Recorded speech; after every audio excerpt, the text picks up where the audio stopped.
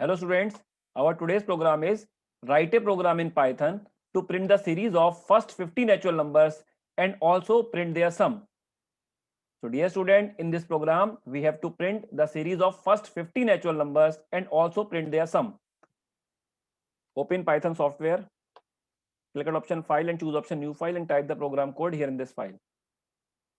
S equal to 0 for I in range 1 51 1 colon print I comma and equal to single quote s equal to s plus I.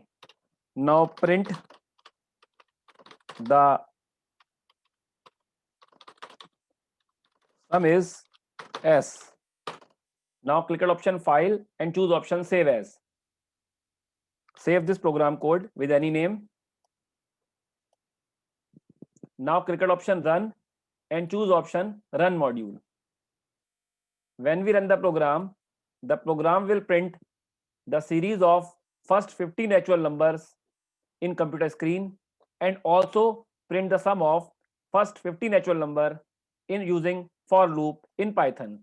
I hope you understand how to print the series of first 50 natural numbers and also how to print first 50 natural number in Python. Thank you. Have a nice day.